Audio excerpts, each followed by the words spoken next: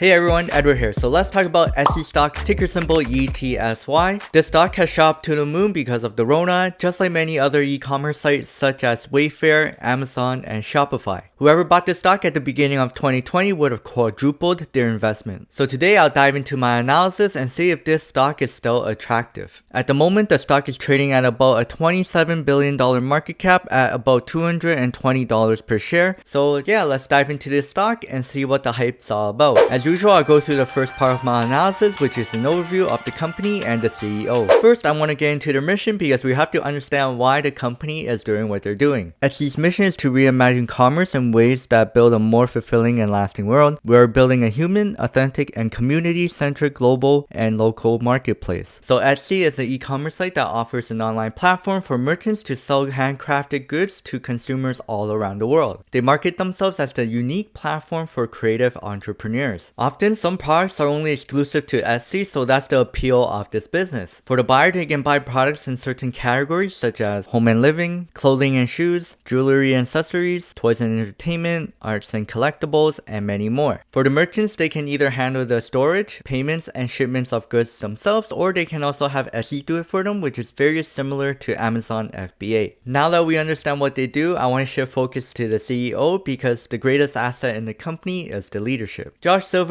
is the current CEO of Etsy. He has a really tremendous track record. He was the co-founder and CEO of Evite. He was also the CEO of Shopping.com and Skype back in the day. So based on this, I can tell that he'll be a really great operator and CEO of Etsy. When he took over in 2017, he made a lot of drastic moves. First, he got rid of a lot of projects that had no signs of promise. He laid off about 80 employees, and a few months just after, he fired about 140 more. He also got rid of the free shipping policy and told merchants that they should only offer free shipping for buyers that buy more than $35 worth of goods. And if they didn't comply to this, then Etsy's algorithm wouldn't favor them. So these were very bold moves, but he carried the stock to the moon. His level of decision making actually made Etsy into a profitable company. So now I'll transition to the second part of the video, which are the investment strengths. So first, they are actually targeting a total addressable market of about $9 trillion, and this is actually expected to grow at a 14% compounded annual growth rate until 2027. If they're only worth about $27 billion,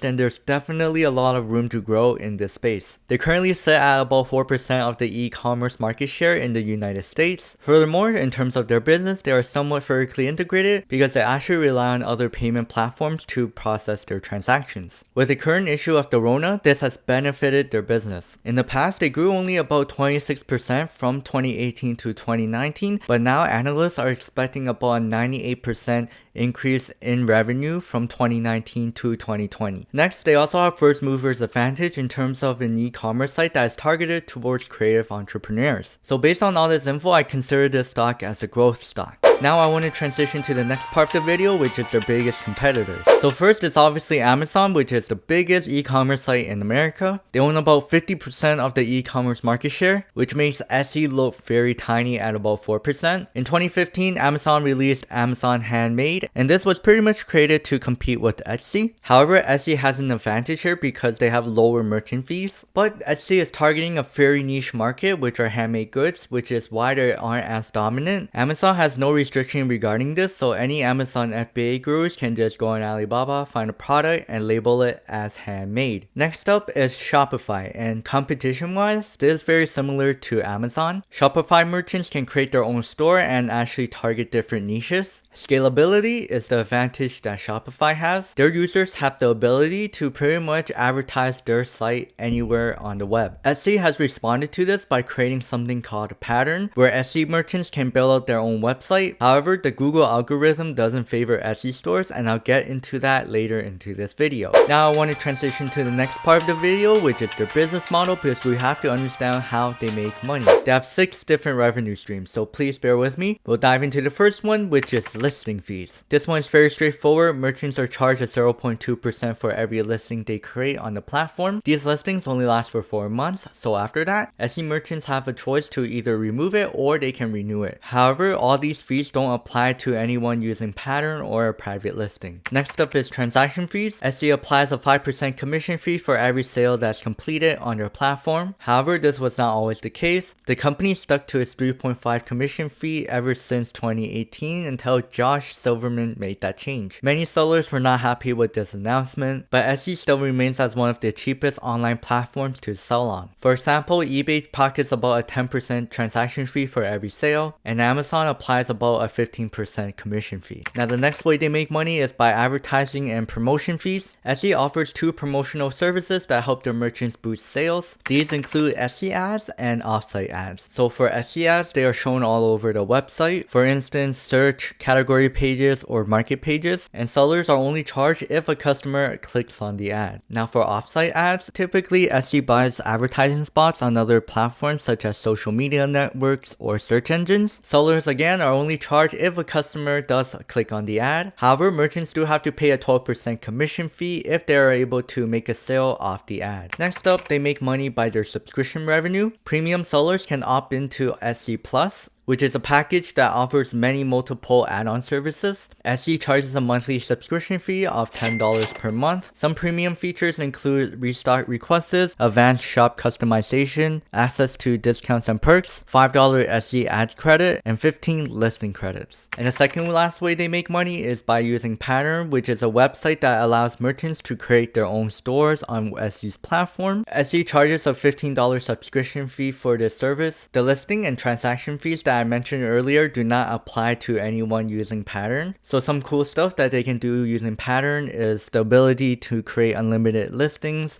advanced website analytics, and email marketing. Now, the last way they make money is by their payment processing. Etsy payments allow merchants to accept a variety of payments. Etsy applies both a percentage and a fixed fee in exchange for facilitating the payment of any order. The percentage fees ranges about 3 to 6.5%, while fixed fees are typically only 30 cents. Now I want to get into the disadvantages of Etsy. First are the fees, and this will definitely increase in the future, and Etsy merchants should be prepared for this. We've seen the increase from 3.5% to 5%, and I wouldn't be surprised if Josh Silverman increases this again. As for now, this is the best platform to sell in terms of payment and transaction fees. Next, their niche and rules regarding handcrafted goods is very strict. This makes it a problem for merchants to actually scale their business. The problem with having to handmade your goods in order to make a sale is that you can only produce so many products in a given day. Basically, you're limited to your own production facilities. Compared to Amazon, Shopify, and eBay, they have no rules regarding this, which is why many merchants have made millions of dollars on these platforms. Lastly, Etsy stores rank really horribly on Google search. If someone searches for a product, most likely it'll be from Amazon. Even if the merchant writes a completely original description, it largely depends on the order that Google crawls the site and the page strength of other shops, so it can determine who possesses the unique content. Now we'll get into the next part of the video, which is the valuation and financials. Now if we look into the revenue growth, it's been growing linearly, but for 2020, analysts are expecting a 98% increase in revenue, and we'll see if they hit that target during their next earnings. Their business generates a gross profit margin of about 60%, and an EBITDA of 20%, which is great. In terms of their valuation, they're trading at a forward EBITDA of about 68 and a PE to growth ratio of 4.6. This tells us that their stock is currently overvalued. However, these metrics don't consider future revenue growth. This is all based on what the business is currently generating, so please keep that in mind. Now as for their financials, if we look into their balance sheet, they currently have a cash position of $1.5 billion